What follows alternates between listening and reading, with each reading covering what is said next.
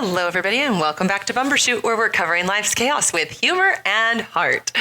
And we have Rhonda's out today. We got Tracy today. Hello. Hi, Trace. Hi. How you doing? Good. How are you? Good. I know you're doing great because your son is home from college. I'm so happy. Yes, I get him for 10 days. Yay. Then he's gone for 2 weeks. Then he's back for like 5 weeks. So I'll be sick of him, but I'm happy right now. That's awesome. Oh, yeah. Just a little bit? Yeah. Yeah. I was way too loud. Okay. We're having more technical difficulties. Yeah, it's just the never ending. You can't be good at everything. That's true. We're good at talking and not good at technical stuff. Correct. All right. Well, this is, I don't remember what episode, but we are still in the Charity for Charity series of interviewing beneficiaries. And we are excited to have Kaitlyn on today with her mama, Geraldine. Yay. Hi, guys. Welcome. Hello. Kaitlyn lives in Arizona, so we coordinated. It worked out good to incorporate Thanksgiving week, right? Yes, we actually did this pretty perfectly. Yeah, it was. You gotta get closer, girl. Yeah. We're never gonna hear you. Yeah, move that up. Careful to pull. Careful to pull. Oh, yeah, you There might you go. have to get. Okay. Yeah. Yeah. Okay. Hold the mic like you're gonna sing for us. Oh. Can you do that? No, you don't. Oh, there we go. Okay, there we go. That You sounds told good, me though. to sing for you. There you go. You're where we want you now. All right. And we have another special guest roaming around the room with us. Roaming. Who's that, Kaitlyn? Flip the camera so Judy I can know. post it. That is my fiance, Rohan, Ooh. who didn't know he was signing up for when he came in He today. didn't, but he's taking on the job very professionally. He's very versatile like that. I can see why you like him. Congratulations What on your is it? engagement, you guys. Thank you. We kind of jumped ahead really fast. We really did. Let's take it back to a few years ago. What year did I meet you guys? What was that? 20. Well, When it we was. first met, I think it was 20 2012. Talk in the mic, Mama. I believe it was 2012. 2012? Yeah. Okay, I don't remember all the, do you know what year stars you were? I have no idea. 13? Yeah. See, that all the beneficiaries, well, all but Kaitlyn, remember the year that they were Benny's? I never know what time anything happened. That's okay, Kaitlyn. I rarely know what day of the week it is. I Come know. on now. That must be nice. Anyways, so you guys came to us. Do you know who nominated you? Do you know? I don't know that we ever really knew, but I I, don't- thought it might be Dr. Friedlich. Oh, I don't know either. Oh, then it was. I don't know. I don't know if it was him or not. I don't. For some reason, I don't think. I don't know. I don't know. But you were nominated, I was nominated. and you got a phone call from moi. I remember. Did I call that. you or did I call you? I think you. This is going to be fun. The whole time we're going to be like, who? What? When? Where? So far, I know nothing. So far, all of us. Yeah. So far, all of us are like. Oh. I think that was called you because I don't think.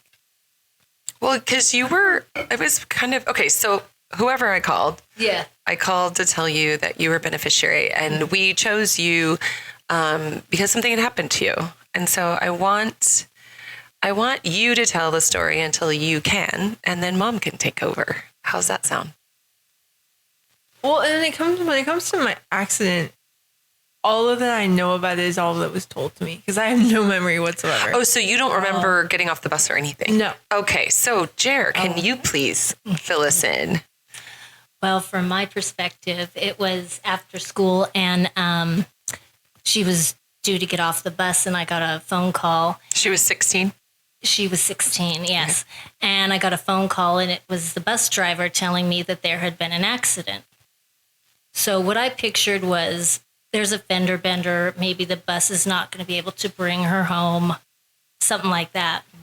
And then she went on to further explain that Kaitlyn was injured.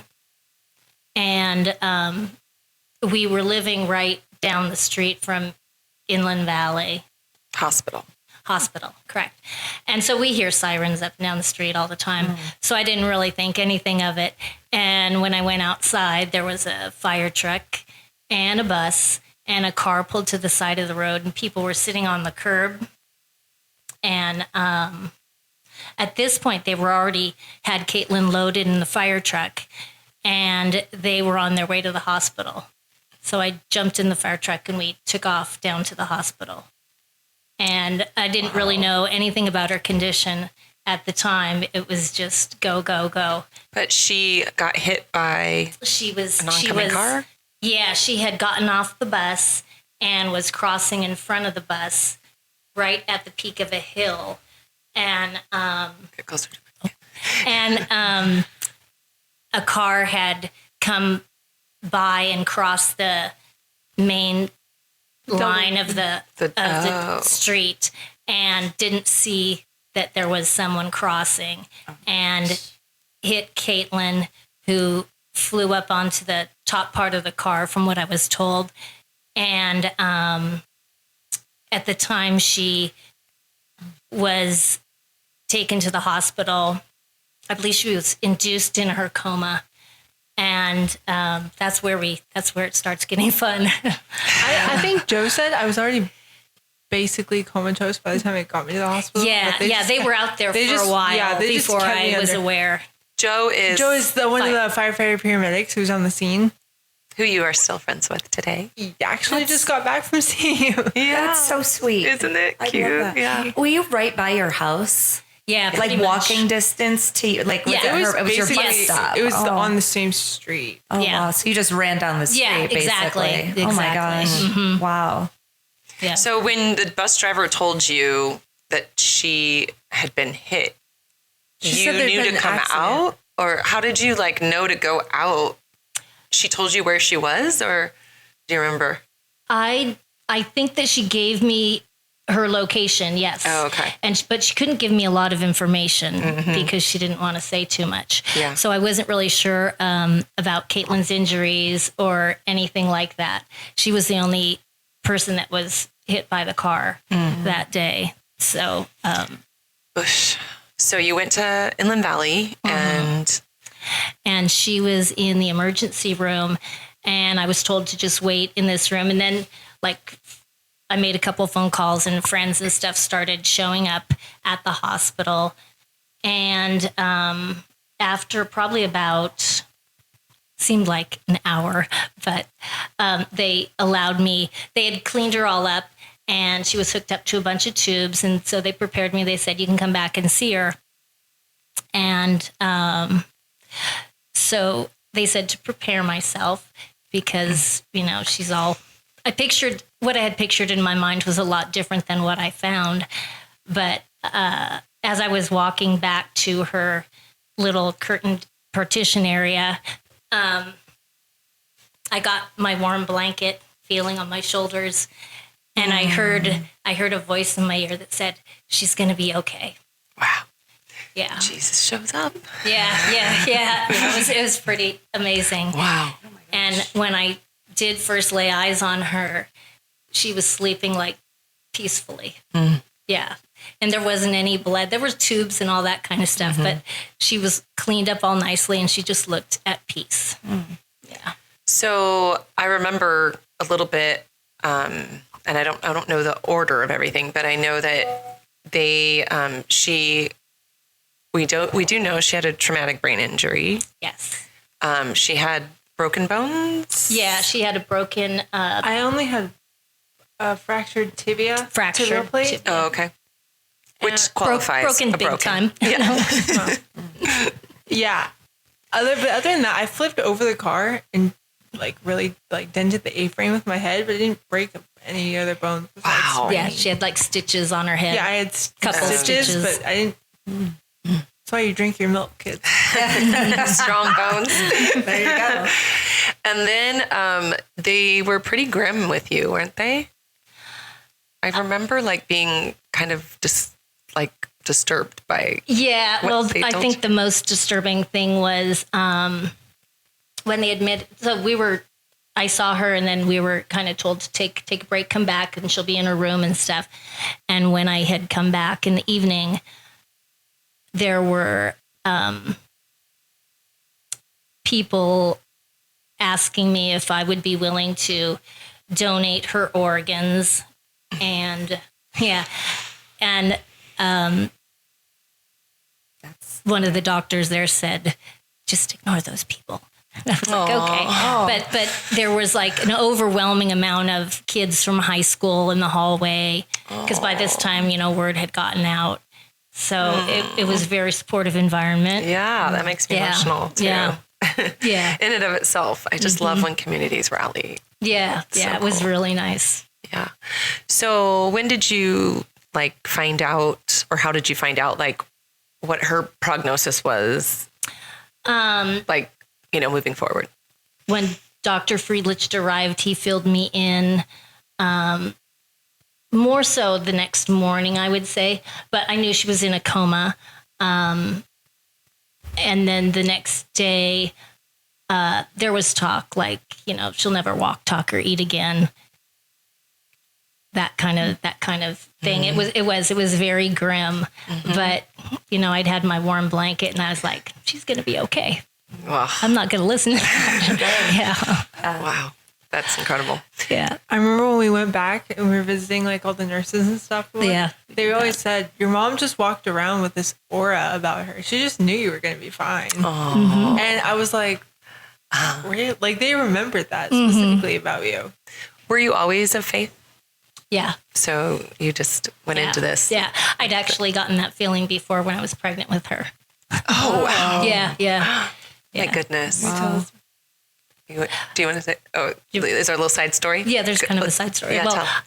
I was 2 weeks away from delivery and I'd gone down to my doctor in San Diego and he said, oh, she's breech. And you know what that means? Unless it happens she's doing a hand naturally, signal of we're going to flipping go the baby. up and flip. And I was like, oh, okay. We got to get this baby turned around.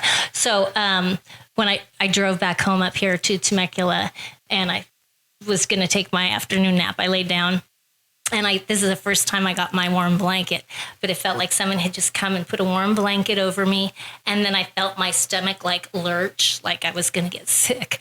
But it was I knew the baby had turned. Oh my Yeah, it was that same day. Yeah, yeah. Oh my gosh. So when it happened this time, I was 100% in. I was just oh yeah, she's going to be okay. There was just no doubt. And those are the times you're like, why? I mean, even as obviously a birth is minor, but you go, wow, who knew that's why I needed that? Yeah, exactly. That happened at that point, so you would know what that was supposed to mean in the future. Because think about it, if it happened and that hadn't happened before, you might have just gotten really freaked out by the fact that you're feeling like this. Yeah, that's true. I might have just discounted as my imagination but that was something, but it was show you so that this real. means that something is going to work out in the best way about this. Because it was so alarming. I woke up and I went, "Who's in the room with me? Who's covering me up?" Yeah, wow. I was home alone. So that's really cool. Yeah, yeah. So at a certain point, she came out of a coma. Mm-hmm. And yes. Do you remember that, Kaitlyn? No. Okay. It was 6 it was exactly weeks to the day. Exactly 6 weeks to the day. Yeah. And she had a lot of music and stimulation in her coma. I always talked to her and stuff. And then she just started to come out of it, blinking. And I don't believe you were really moving at the time. I remember one of the things I heard was the foot, a little later, the foot thing. Mm-hmm. Yeah. They would play my favorite music in my room. What was it? I don't know. There's a playlist that I have probably a bunch of different. Okay. But and then one day they realized that so completely comatose, I was wagging my feet to match. Yeah. To the music of the music. Oh. Yeah. And Dr. Friedlich actually, when he was told about that, he was like, "That's a really good sign. That's just the parts of your brain are connecting. Yeah. Mm-hmm. Yeah. The connection's happening. Because I don't know if you know that music in the human brain. Yes. There isn't one specific area in the brain for music. Music comes from all the regions of your brain working together. So the fact that I was able to have that response to music meant that all of my brain was able to cool. Oh wow, yeah, that's amazing. I know, that is interesting. Yeah. So she came out of her coma, and how long between then and her showing signs of anything? That was very slow and gradual. Okay. Like when it was just the foot, and then we had brought in a ball, like a tennis ball kind of thing for her to manipulate and stuff. And then my parents flew in from New York State. They were at our lake home in New York State. And I said to Kaitlyn, I said, okay, give the ball to Grandpa. And she like picked up the ball and held it up like oh for my him. gosh. Yeah. And so she started slowly responding like that, which was another great sign. Yeah. Yeah. And then eventually she was released to another floor of the hospital from ICU and right there by the nurses' station. But that only lasted, I want to say, 2 weeks. And then, stroke? Yeah, they determined that she had had a stroke and she needed to go back down, back down to ICU. And every time this happened, Mom was like redecorating my room. Yeah. Every single time she would get everything up on my walls, and then something else happened, I'd be like back and forth. Oh my gosh. I had taken a bunch of family pictures and pictures of her friends and put collages and posters up on her walls because they say that helps stimulate the brain and the memory and stuff. So where her bed was, I would decorate that whole wall. So every time we moved, it was like, okay, take everything down, undo, put it back up. And when she first went upstairs, it was to a different room, and then my dad said, "Oh no, we want her right outside the nurses' station." I'm not decorating. Okay, take it all down, move it all over, put it all up, and then just like within 2 weeks, she was back downstairs again. Oh my gosh! So the stroke was a result of the brain injury, or I believe so. Yeah, I'm not sure. Neurological things going on. Yeah. Okay. So do you remember any of this? Nope. No, still don't. We still don't have you yet. Okay, we're coming back. Yeah. So at a certain point, she was getting, like, when did they think she was okay to move out of the hospital? Well, her accident was August 16th. And you just started school. First day of it was school? the 5th day of my senior year. No, it was like the second day. Yeah, that sounds right. The Yeah. second. Yeah, that was really early. Yeah, it was. Wow. It sure was. Yeah. Gosh. And so wait, you were 16 as a senior? Yeah. Yeah, she's a November birthday. Oh yeah. So she ended up being transferred to Rady Children's Hospital in San Diego, and that was the week prior to Halloween. Oh, okay. Wow. So a couple months. So she's been there for a while. Yeah. I'm surprised they waited that long to move her to children's. Well, it wasn't like the easiest thing to get her in. We were looking at other facilities and stuff to take her. And when they took her down at Rady Children's, she was actually in the Bernardi, I can't think of what they call it, where they take care of your children long term. Oh. Yeah, okay. I don't know. Where they're not really supposed to make a recovery so much, it's kind of like they're just kind of going to be this way. Yeah, like exactly. an in-hospital hospital. Yes. And so she had a room there, and one of the doctors from the hospital came over from rehab, a woman, and she assessed Kaitlyn, and she said, I think we're going to try to move her over to the rehab department and see what we can do with her, because she was responding. At the time, she wasn't able to talk because she had a trach in. And so it was mostly like a big charade game. And then eventually I brought in a whiteboard because I wanted to know if because some of the charades were just going bad. I didn't get them. So I thought, well, if she has a whiteboard, she can just write it out if she knows what it is. And they'd ask her questions like, what's your name? And she'd say, Geraldine Parra. Okay. And I'd be, how old are you? Which is Mom's name. Yeah. How old are you? 40. Oh, gee, she was talking for you. Yeah. Was she saying that, or she was saying? Well, no, she was writing she was writing it. okay. Sorry. Yeah, this was before she was Excuse me talking. really quick. You do not have to record the whole thing. You're more than welcome to, but I feel bad. I don't want you to think. Okay, thank you, Rose. So nonetheless, she moved over to the rehab department, and the days were really hard in rehab, and she was on a bunch of medications. And after this one, she couldn't eat, so we had to plan her physical therapy for a different time of day and that kind of thing. And it was determined that she had a couple problems that had arisen while we were Inland Valley. One was her ankle cords needed to be released. I had drop foot. So yeah. So we had to have surgery on that. So then she had some casts on her legs. And in rehab, that's fun. I know, right? And then she also had built up ossification, which is extra bone growth in her elbows and knees.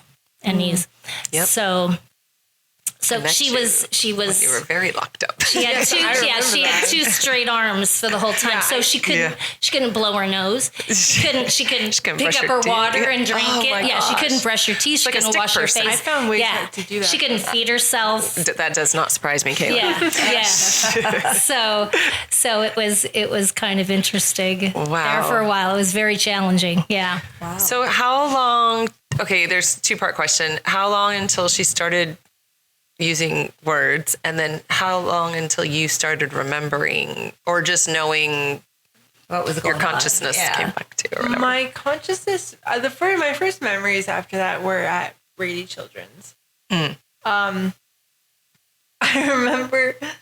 remember giving my doctor such a hard time because those casts. Oh, I hated those so much. I couldn't at that time really comprehend why they were on my feet. Oh. And she wanted them removed every time she saw him. She told him, I was like, take these off now. And then she'd write on her waist, she'd say, no, it's not time yet. We will eventually. And she'd write on her whiteboard, I know he's responsible, but come on. And she'd throw her pen. Like I was vicious. Yeah. I was like, wait, were you like this before? Was your personality like that before? It was pretty much the same. Was she spicy before? Yeah, she was. Okay. Yeah, I just was wondering. I know. I've had a lot of people ask that question. Yeah. So you're spicy no matter. You're just born spicy. No, not me. But that's good. I think that's where your fight comes from. You know, I think it's where it's actually something I was talking about with Joe today. Joe, the firefighter. Because he's like, when he saw, because one of the things I do is what I did at first is I flipped him off. Oh yeah, I remember that. Yeah.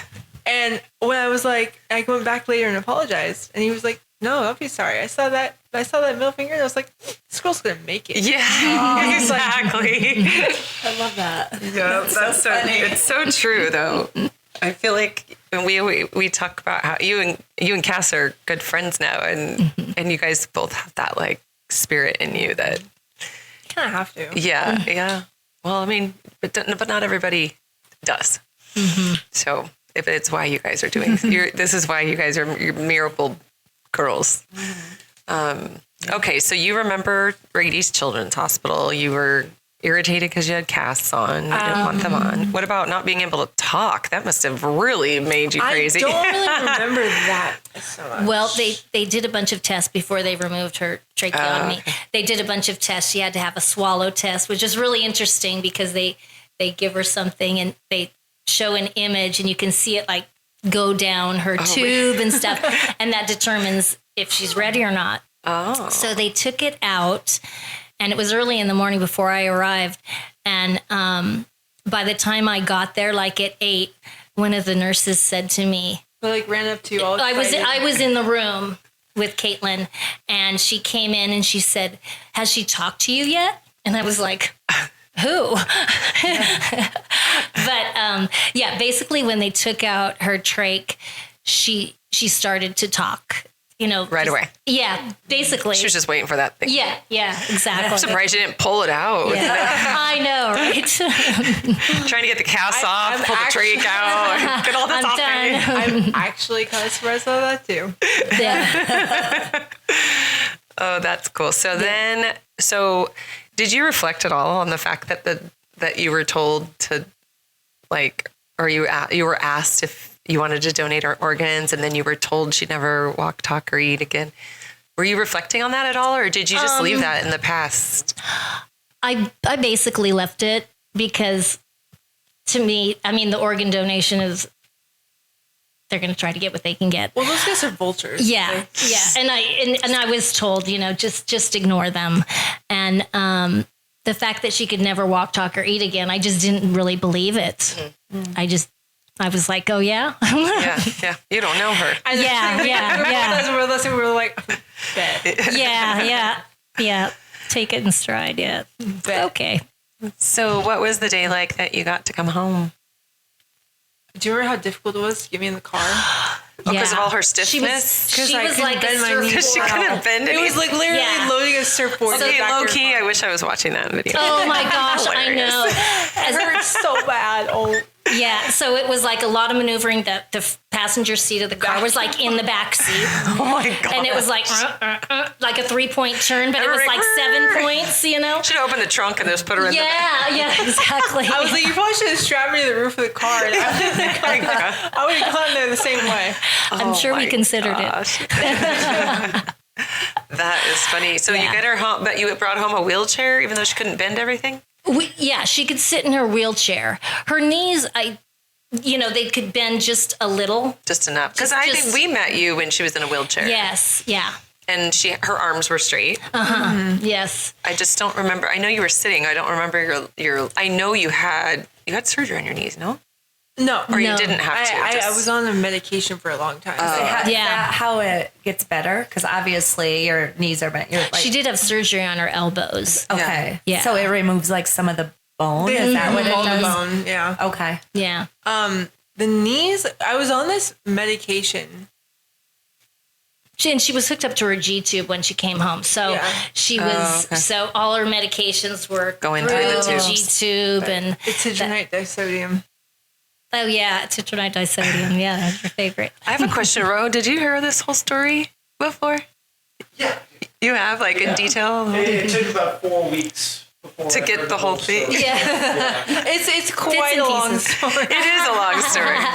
It's a long story. She didn't want to reveal everything right in the beginning. So I had to look. I mean, I can't just let it read. Yeah. Yeah. No, you got definitely. Little mystery. You need to ensure some longevity here. Exactly. Oh, okay. So, because I've been saying and sharing and having Benny's on that I've heard the stories, but most of the time I hear them in the initial interview, and you don't always get everything, the longer version or whatever. And so it's been really fun in here to kind of hear more details and different perspectives. When we came to your house to do your interview. Yes. Yeah. So we don't always do that. We have them in the office, but for you, we went to your house, and it was Allison and I. Yeah. Yeah. Mm-hmm. Yeah. So we met you there, and you were talking. You were talking. You were sarcastic. Yeah, you were super sarcastic. And we were like, oh my gosh, she's hilarious. And Allison's spirit animal. Oh my gosh. Yes, they must have been two pieces. Totally, the sarcasm. So you were, how old were you then? Were you 17, 18? No, she had her 17th birthday at Rady Children's. Okay. Yeah, and all the kids from her And then it was shortly after you met Charity and Ellis. Yeah, so when was it? Okay, so how long?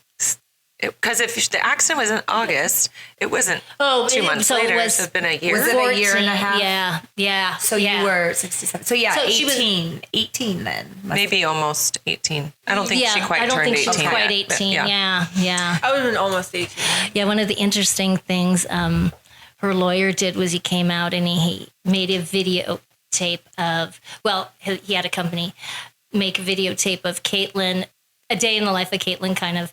And one of the activities he wanted us to do was to get Kaitlyn in the shower. Oh, geez. So, she had her little swimsuit on and stuff, and she had, the bench in the shower, and it was like she was still stiff at the time. And I was like, okay, this is how we do it. Okay, we do a, pivot turn and all that kind of stuff. It was just amazing. I think back on it now and I go, how did I do that? Yeah. Yeah. It's hard to remember. And you did it, just the two of you. Yeah. Well, at the time we were with my ex-husband now and her younger sister. Okay. Yeah. Yeah. But they weren't there when we met you. Well, no. They left by then. Yeah. So, okay. So when you heard from Charity for Charity, what did you think? I had no idea. No, you know what happened is that my mom just came up to me one day, and she was just like, "So, Kaitlyn, if you could have one wish, what would it be?" Oh, and I was just like, "Well, to have my legs and arms." Right. Yeah. That's Talk closer to the mic, Kaitlyn. Oh, I was like, to have my whole body working again. And she was just like, no, thinking about something that I could give you. Well, not me. No. Was that charity? Maybe I asked that? Yeah, I was like, maybe I asked. Yeah, maybe it was you. And then you were like, well, what was something I could give you? And I was like, I don't know. And then, you didn't know. You were like, I don't. That's exactly the face you made. Yeah, what kind of question is that? I was like, I don't think about it like that. So I was just like, I guess I've always wanted to go to Boston. Yeah, you wanted to. You're a history buff, right? Mm-hmm. Yeah, so you wanted to go see it. I had grown up hearing my mom talk about how much she loved Boston, and I knew all the history, and I was just like, that would just be awesome. Yeah. But I hadn't really been thinking like that for so long. Right. We hadn't been thinking for a while there. I was like, I don't know. But, and also I was still under the impression when I first learned about what you do and everything, I thought it was that I was going to be entered into it and that one of us was going to be chosen. One of the ones who was entered in was going to be chosen and they'd win. So I was like, well, surely it's not going to be me. So that's fine. But I was like, that's whatever. Yeah. I think it was the year you made a new category for teenagers or something. Young adults. I was the first one. Oh, you were the first young adult? Yeah. But and I remember just being like, well, if it's like a choice between I don't win those kind of things, so that's okay. And so I didn't really. You were still adjusting to life at home. Exactly. And so I don't know if I even really got super invested because I was if it's just a chance, I mean, okay, that'd be cool if it did. Yeah. I remember talking about brushing your teeth and all the things that you couldn't do then, but that these surgeries were in talks and things like that. But we were we kind of felt the same. This girl's so spunky and feisty. She's definitely beating the odds all the way. And by the time we had Stars of the Valley, what'd you think? Okay, well, let's just ask about Stars. What was Stars like for you? Okay, well, Stars, I thought there was only going to be a 1 in 3 chance that I would win. Oh, you thought you were coming to the event to find out? Yeah, we didn't know. We had no idea. We were just I thought you were, it was a drawing and you were just choose. And so I was like, apparently we're really good at educating our winner is. And I was just like, well, I never win things like that. So it's okay. It's whatever. That's a fun night. Oh, well, I'm glad you came anyway. Could you imagine if she didn't come? I know. I'm not going to win. I'm not coming. I'm not going. I was just I'll go. Whatever. It's fun. So, but I remember when I showed up that night, you started with the man. Who's that one? I can picture him, but I can't remember. Was it Steve? Steve. Was it Steve? I think it's Steve. Yeah. Steve. Yeah. Kroger. No. Steve. Steve and Renee. Yeah. Yes. Yeah. Yes. Yeah. Yeah. We started, and I was like, okay, they won. Yay. and then it just kept going, and I was like, wait, what's going on? So then, Charity, you started doing your whole. You did mine in the middle. Yeah. Yeah. And you started doing your big intro, and I was just like, what is going on here? Sounds like she's talking about me. And I was like. Okay. Then your video goes up on the screen. Yeah. I was just like, okay, I don't know what's going on here. And then you started getting your whole the way you are, with the big show and the way not all. And that's not all. This is what we learned about Kaitlyn. This is what we did, but that's not all. So what did we do? You got me. Okay, you got me a trip to Boston. I was like, okay, cool, I got that wish. But then you kept just going, but that's not all. And so before I knew it, you told me that you also got me a private tour of the White House. Trip to DC. Trip to DC, yeah. Including a private tour of the White House, a private tour of the Pentagon. So cool. With Pentagon Penny. Shout out Pentagon Penny. I was just talking to her the other day, actually. Yeah, were you? Oh, no way. Yeah. You're still in touch. We're on Facebook. Oh, that's cool. And we still back and forth. No, but and then we got a private dinner cruise on the Potomac River. Mm-hmm. Then Charity hooked up this awesome schedule, so we got to go to what was it called? The bar that Oh, yeah. Teddy Roosevelt used to come and skin his game animals. after he'd hunt. Oh, wow. Like right there on the bar. I don't remember. But it was like, it was for history For buff. you, I was like, for you. oh, and I remember doing the Freedom Trail. And do you remember like how nerdy we would be? We'd be like walking by the Old North Church. And everybody else is just like walking past them. I'm like, how are you people not freaking out about this? Little Paul Revere, the one if I land, two if I was like, well, yeah, Boston. I would have been the lady walking by. Right. Oh, look, I'll get the chipmunk dog. No, I was just like in awe. I was like, how are you people not freaking out right now? Yeah. And you were what, 18, 19? I think I was 18. Yeah, I think you were 18. Yeah. So again, see, that's one of the reasons why I thought that it probably like wasn't gonna happen, because my idea of time was so screwed up. And so like after I talked to you and got all that, but then it was like it took all that time, and so I was like, it's over. It's already like nothing's happening now. Yeah. Yeah, when she came home from the hospital, speaking of time, she'd always, what time is it? Oh, it's 2:05. What time is it? It's 2:10. 10 seconds. And then she said, what time is it? And I said, it's about 3 minutes after you last asked me. And she And got I'd be it. like, She what was time was like, it when I last asked you? Well, that's kind of a blessing in a way to not have to care about time. I just have a question. Well, you When you went on the trips, were you in a wheelchair still? Okay. Mm-hmm. Yes. Yeah. And so I'd like shout out to my mom, because she pushed me all around Boston. Boston's very uneven, very flooded, and she powered it out. Well, shout out to gotta do Mom what you from gotta do. start to finish. Right? Mom has, thank you. like, when you first started walking, there was a lot. She was like a crutch for you a lot, like the support. Wasn't it you that got your foot stuck in the steps? Yes, it was. Yes, it was. That freaked me out. From then on, we used a ramp. Yeah. I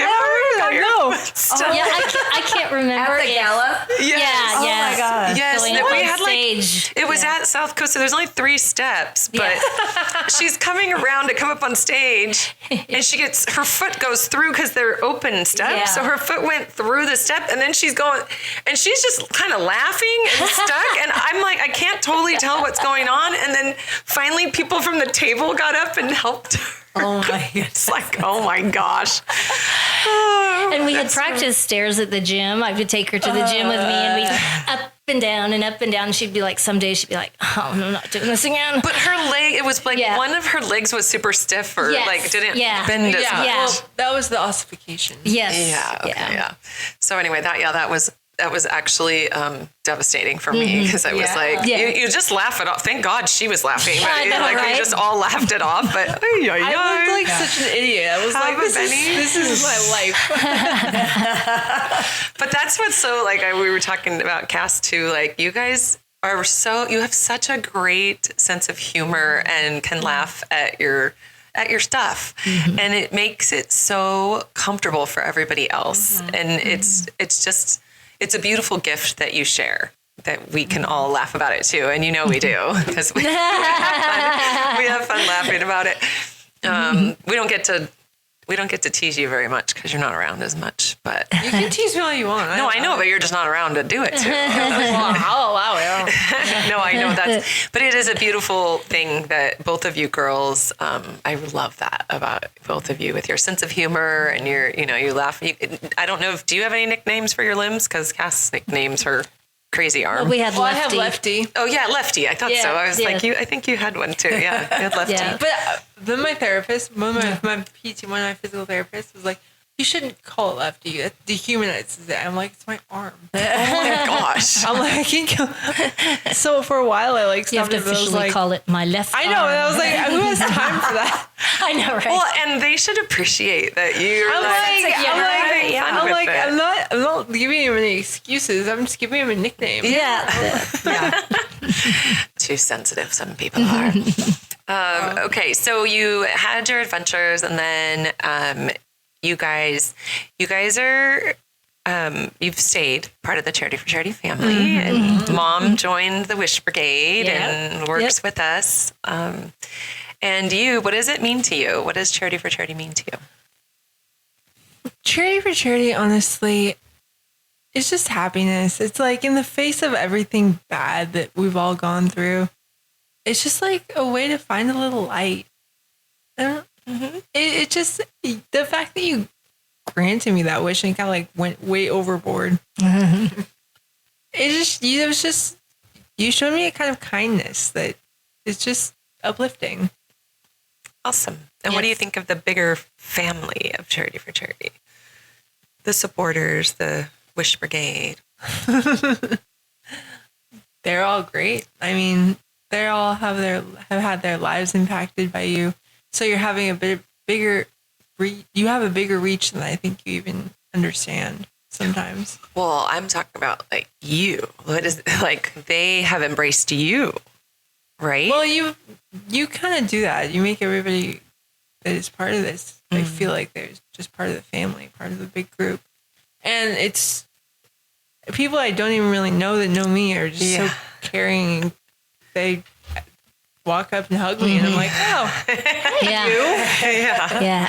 There's a lot of, downsides to events like this, of course, but, Charity for Charity always gave us something to look forward to. The next month we're doing this activity. We're going, and doing this and doing that. And there was always something to look forward to despite what we were going through that we wouldn't ordinarily even take the time to consider or plan for ourselves. Right. Yeah. But is important to, your overall attitude and outcome. And plugging back into society and all of that. Yeah.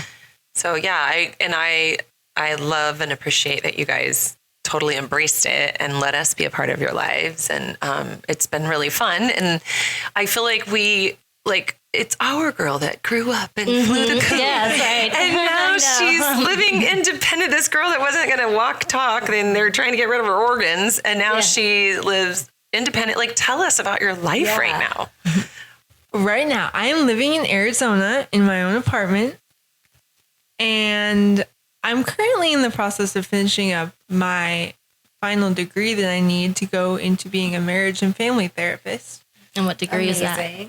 Wow. Psychology? Psychology. Well, it's a master's in psychology. It's a master's in marriage and family therapy specifically. So you have your bachelor's degree. Yes. I'm bachelor's in psychology. And this is going to be my master's in marriage and family therapy specifically. Incredible. Wow. Is that incredible? It's so great. I know. I just love it. Like, because I get to hear all the stories like after, which you said is nice. Like Keston too. Like, okay, you got an astronaut. You have a I know. doctor. So impressive.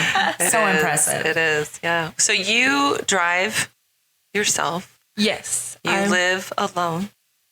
You work, go to school, or you have worked. I know you have worked. Go to school. Have a fiance. I mean, this is the life that you probably always dreamed of, and I've told him all this. Like, I never thought I'd get this. You didn't. No, I never thought I'd get this. After the accident or before? After the accident. Yeah. Before I had like tons of stuff like lined up for me. I was fresh out of Stanford. You were supposed to. Before the accident, I had like my life planned out. After the accident, I was kind of like, well, this is never going to happen again for me. Okay, well, this is never going to, it was just kind of like, I didn't think that any of that was going to be possible for me. And now when I look around at like where I am, I'm like, wait, whoa. Like it blows me away. Yeah, I bet. How much God has made out of this. Yeah. Jer, what do you think now looking at Kaitlyn's life? I think it's amazing. I really do. Like, how did we go through that? And we got through it. I look back on it and I think, wow, I don't know if I could do that again. No, you could. You could if you had to. That before, I know. You always say, oh, I could never handle that. Yeah. And then you get dealt it, and you do. You never know what you can do until it's the only option you have. Yeah. And it's your baby girl. Like you did do what you have to do. That's right. Well, you both made it happen with, obviously God made it happen, but you have to choose how you're going to approach this, how you're going to live, whether you're going to feel sorry for yourself, whether you're going to feel sorry for yourself. It's an attitude. It's a state of mind. It's a determination. There's so much. And then of course we can't do it without Jesus. So that was a blessing and that's something that I always say that Charity for Charity is not a Christian organization, but God shows up constantly and is literally in every podcast that we've done, right? Every single one. Every single one. And I just love it because I always say, if you don't believe, then we'll definitely change that for you. I feel like there's it's something like bigger out there. Yeah, every person I meet, it's like another miracle story. So like you're hearing all these stories of people that like I know that like I'm a part of it now, and it's it's amazing. Like every story is a miracle, and it's so cool to see that they exist. Yeah, that miracles exist. Because if it doesn't happen in your family or in your world, sometimes you just take for granted. You don't really get it. But that's what I loved for my children is that they grew up with Charity for Charity. And every time that they were frustrated or discouraged or mad or didn't want to walk from there to there, I always used Benny's, which I always say they kind of resented a little bit too. Do you think Kaitlyn would be mad if she had to walk from here to there? Do you think Amy would be mad if she had to do this? But at the same time, it's put into their brains. And so it will be there forever for them. And that is a gift that you guys have given all of our families and this community. And when I just had an opportunity this morning to share, I always say Charity for Charity is a million layers. It's so multidimensional. We're not just a wish fulfilling organization. It's so much greater and bigger. And I can't even explain it, but the lives that are changed and affected and the hope that is given is not just to our beneficiaries. In fact, it's the opposite. The beneficiaries give us that and give the supporters and the people that come attend and get to know you. And so when you get hugged by a stranger, it's because you have touched them in a way that you had no idea. You were sitting there at that Stars, not even knowing that you were going to be honored there. So you can imagine not even knowing you were going to have an impact on people in the room, but you did, and you still do. And then I haven't told Tracy about the Unstoppables yet. Yeah. But I've interviewed. I'm like, what? I know. I like, what's the Unstoppables? I've interviewed half of you, and I'm like, I need to talk. I just talked about it this morning, and I'm so sad that COVID shut it down. But then it was kind of organically crumbling because everybody was growing up and moving on, and so it wouldn't have stuck anyways. But that was the whole premise of the Unstoppables: is you guys inspiring others through how you choose to live and how you look at the world. And so, what was yours? What was your not perspective? That was Cass, wasn't it? I think Amy's was, but yours was a P one. Perseverance. Yeah. Yeah. Because you talked about, when you went did you go to Italy or climb up the stairs of in Venice. In Venice, it was like treacherous to get up the stairs, and then you got there and it was worth the climb. Like that was kind of your little analogy. Oh yeah, Venice. Venice. You've traveled quite a few places, haven't you? Tell us. Not nearly enough. Well, you still have. It's okay. I think you have a partner to go with from here on out. Oh yeah, we already have lots of plans. Yeah. So where have you been? Where have I been? What big places have you gone to since being all good? And Europe was definitely first. We went to Barcelona, Europe, went to Greece, Spain, France, Italy, Croatia, Montenegro. Did you guys do a cruise or were you? It's 22-day cruise. That's the one we're doing. That's the one. Yeah. We flew into Barcelona and we just got on a cruise there and went all the way around the Italian peninsula. Yeah, I think you're doing it the opposite way. Yeah, that's what I remember. I think because it starts in Venice and I've never been to Europe. I am so excited. The thing is, the goal originally of the trip was to get to Venice because I had grown up listening to my mom talk about how much she wanted to go to Venice. And we were always like, we'll go to Venice someday. And then like one day we were just kind of sitting there. I was like, what are we waiting for? Yeah. That's the ticket. Yeah, pretty much. And then when we found this cruise, we were like, okay, sold. So that's awesome. And then we spent a few extra days before it in Barcelona and a few extra days at the end in Venice. Yeah. And we met some amazing friends. We had these incredible experiences. Yeah, we were right on the canal and the gondolas would come by and we'd just open our windows and listen. It was so amazing. Yeah. It was wild. Cool. So cool. Love it. So, you are engaged. Can you tell us about your plans for that? It's so weird. It's so funny to talk about like this. We met actually on a dating website, which is funny, except when you consider that's really how things happen. A lot of people date. But with COVID and everything, we kind of had to. Like that's okay. Yeah. Don't worry. And it worked. It's when it doesn't work. Yeah, that's right. No, yeah. And we have kind of. He's a military doctor. Flight doctor for the Air Force. Oh, thank you for your service. Yes. Why are you looking? Yeah, I was like, I don't want to say anything wrong here. Should we bring him in? Yeah, let's bring him in. No. He's like, I'm good, babe. You're good. And so that's kind of the reason why it may seem to everyone else like it's going really fast, because we met in February, right? Yeah. We met in February and already like it's November and we're like about to get married. I mean, The Bachelor does it in 6 weeks, so don't worry about it. I mean, so does Love is Blind and all the. But it's like along the way there have been certain people that have shown up and kind of dropped in this thing like when you know, you know. Yeah. Mm-hmm. And the fact of it is, he's my best friend. He's my. You have kissed some frogs, so you know when your prince comes. And we've just like done everything so far together. In like this short amount of time, we've gone to Hawaii, we've gone to New Orleans, we've gone to Texas, we've gone to New York, we've gone like all these places, and it's like we just love having an adventure together. Okay, I'm going to ask the question that I bet you a lot of people think, especially like if they interact with you and see you, because you can tell that you had a traumatic brain injury in some way, shape, or form. So the question is, when did he know?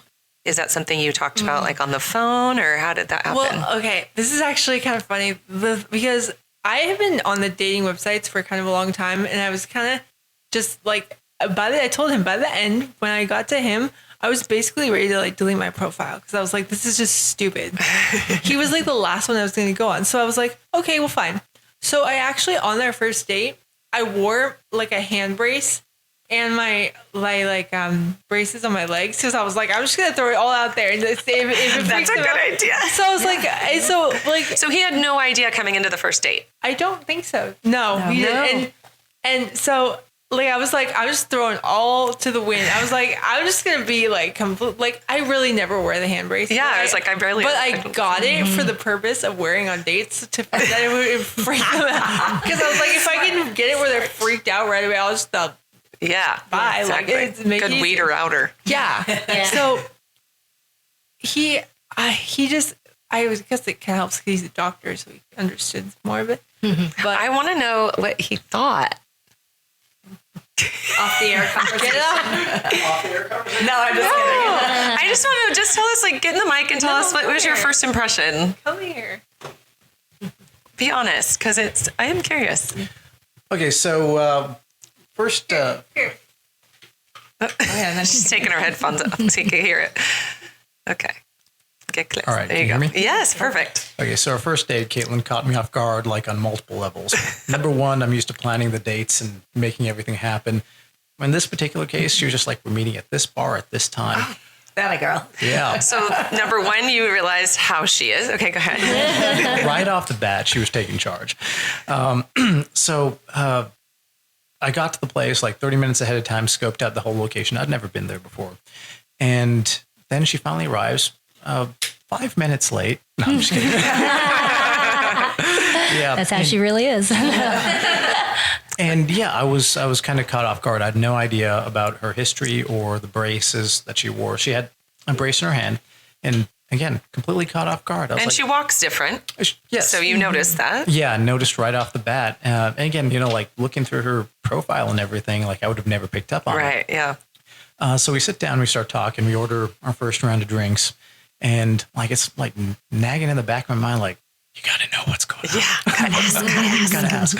So finally, about like 10 minutes into the conversation, I'm like, so what's going on with that brace on your hand? And, she brushes off. She's like, I want to tell you about it, but maybe not tonight. Like, when I talk about this, the whole date becomes about that. So I was like, yeah, that's fine. I totally understand. And maybe if you want to tell me in the future, you will. But shortly after that, there was this like little voice nagging in the back of my mind that you can't let this one go. Oh, you liked her right away. That's cute. It was, I can't tell you exactly what it was. Just a voice in the back of my mind saying, don't let her escape. And this is like Kaitlyn's favorite part is that like, there was, again, a voice in the back of my head that kept saying, escalate, escalate, escalate. So I was like, all right, so this place is great. It's a bar food, but there's a steakhouse like a few steps down the road. Let me take you there instead for dinner.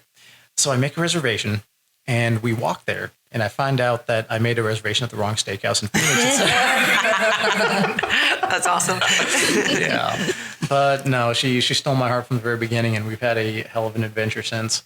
Aww. So you walked with her, even though like how she walks, and you didn't ask anything. You just respected that she would tell you when it was right for her. Yeah, absolutely. It took 4 weeks for all of that to roll out. Okay. Little bits at a time, like over successive dates. She'd tell me a little bit here and a little bit there. Perhaps the number one secret that kind of, was a big shock to me was the fact that she uses sporks. She has. She does. She does. And they're silver sporks. As a gift. I was amazed when I saw them in her apartment too. I was like, "What is this?" That's awesome. That was the biggest. Did she pull it out of her purse at the steakhouse? That would have been awesome. That would really be leaving it all on the table, Kaitlyn. All out there. So you seem pretty like funny and fun and witty too. So you seem to have a good like. No, I'm a very dry person, completely boring. I don't do anything fun. Yeah, none of it. No, I try to be somewhat lively and entertaining. Got to keep her on her toes. So just a real quick, like when you did finally know the whole story, what did you think? Well, I don't think it really changed anything. It was good to know like what led up to everything. I would say the biggest thing for me was that it was really remarkable understanding everything that she went through and how much she triumphed over, especially with what she faced and the circumstances that she was put in. Yeah. And I was like, holy shit, you're really strong. She's all, she is really strong. Yeah. Mentally and physically. Yeah, no. Well, like I said, from the moment I met her, I knew she was a really remarkable person and not someone I wanted to let go. Oh, I love sweet. it. I know. Thank you. Thanks for letting us put you on the spot. Appreciate it. All right. Well, so after marriage, are children in the future? I'm just get her headphones on. I'm gonna ask because I know people are gonna wonder. Your mom's eyes just perked up. She's like, the mic almost fell. Definitely, we've already talked about that actually. Oh, so you guys are staying in Arizona? Oh no. Oh, his next place he's gonna be stationed is out in South Carolina. Okay. We have our house already. Oh, wow. In May, he gets So you're going soon, yeah. Okay. I have to show you that, by the way. yeah. Okay. But yeah, we're gonna move out there probably in March. You're gonna get married and move in March? No, we're moving in April. Oh, moving April. Then you might get married in February. Well, it's just gonna be the paper marriage at first, just so I can get on his orders. Another reason we should just do it at Stars. I'm saying. Honestly, that would not shock me. First weekend in February. Are you guys free? No, we've already been saying for the longest time that he's gonna be my date to Stars. Yeah. Awesome. The gala. Yeah, I think we should surprise everybody. Well, if they're listening to this, We're not saying it's happening. We're not going to take over the gala with a wedding. It would just be a portion of it. It wouldn't be the whole thing. And now charity, this is absolutely 100% charity. But see, you know what's funny? And there's more. I'm listening. You're like, he is the same way. Oh, no wonder you love him. He can't do anything halfway. Everything times a million. Okay, well, it's my kind of guy. Could definitely work things out. Okay, well, I'm just putting it out there into the immediate air. Not even the universe. I'm going to keep it right here. All right. It could just be our little secret. Okay. All right. Well, is there anything else that you guys want to share? Anything? No? Anything on your mind, Kaitlyn? I don't think I've seen you speechless. No? We got future plans. We know we want babies. We're moving to South Carolina. Okay, well, 2027 is the 20th anniversary of Stars, so you have to fly out for that. You do. Oh, yes. we already planned. We're gonna be back. We'll be here for Stars all the time. Okay, good. Okay, that's all I care about. All right. All right, you guys, that's not all. We will be back Thanksgiving. Actually, we have some special guests coming in this week. Yep. We're excited about. Yes. Yeah, so we will we're going to do a detour episode on Thanksgiving. Yep. And I don't know, another one we might throw in there somewhere. You might do a double. I might do a double. We'll see. Yeah. A double turkey. Yep. All right, you guys. Well, have a great Thanksgiving. Yeah. Thank you for making the time to be here today. It was really special. It's so great to meet you. Yeah. Welcome to the Charity for Charity family. Yeah, you're part of it now. Yep. By default, that's how it works. And yeah, have a great Thanksgiving. So thank you. Love you so much. Thank you, Charity. And we'll be back in a couple days. Sounds good. Happy Thanksgiving. Bye. Bye.